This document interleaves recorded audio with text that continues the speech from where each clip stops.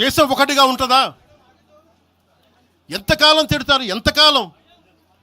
నేను అమిత్ షా గారిని అన్నారని చెప్పి నేను మాట్లాడగానే కూర్చోబెట్టి ఒక్కళ్ళు దానికి చిలవలు పలవలు చేసి నాకు తెలంగాణ అంటే పడదు, నాకు వీళ్ళంటే పడదు, వాళ్ళంటే పడదు, ఇన్ని సంవత్సరాలు 12 years కూర్చోబెట్టడం మేము ఒక చెరువుని కబ్జా చేసామంట.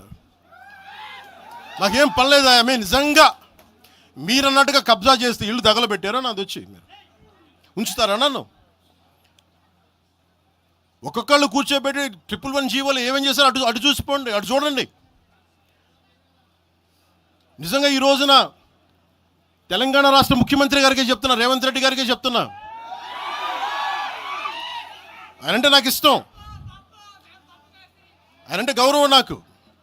కానీ వారికే నేను చెప్తా ఉన్నా, తెలంగాణ ప్రభుత్వానికే చెప్తున్నా, పవన్ కళ్యాణ్ కనుక ఆ చెరువుని మీరు ఒక చెరువును ఆక్యుపై చేసుకున్నాడంటే సంతోషంగా చెప్తాను, ఈ రోజున తెలంగాణ ప్రభుత్వానికి రాసి ఇచ్చేస్తున్నారు.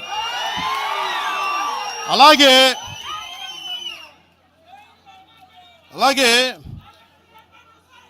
లెఫ్ట్ మేము వామపక్షవాదులు అని చెప్పి ఒక ఎనలిస్ట్ మాట్లాడతా,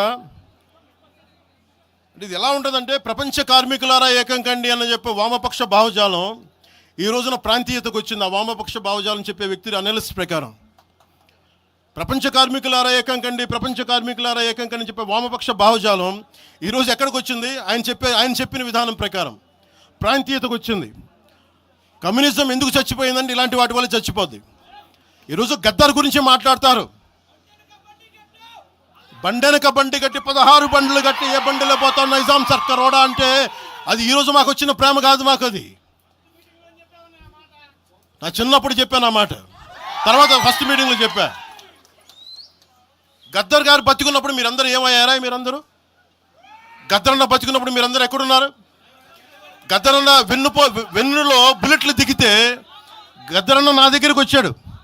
ఒకటి అడిగాడు ఆఫీస్కి వచ్చి, మన జర్నలిస్ట్ కాలనీలో ఉండే జనసేన ఆఫీస్కి వచ్చి, అరే తమ్మి నాకు బుల్లెట్లు దిగినీరా, నాకు వెనకాల నన్ను స్వేచ్ఛగా రే అని పిలుచుకునేంత చనువు మా ఇద్దరి మధ్య, నాకు బుల్లెట్లు దిగినీరా ఈ వెన్నులో, నడవాలంటే ఇబ్బందిగా ఉందిరా, నాకు కారులో పోవాలంటే ఆటోలో తిరగలేకపోతున్నా, ఒక అండంగా అడుగుతున్నా, హక్కుగా అడుగుతున్నా, బండి కొనివరా అంటే ఆయన ఒక 24 గంటలు 3 రోజుల్లోనో 2 రోజుల్లోనో బండి కొనిచ్చాను నేను ఆయనకి.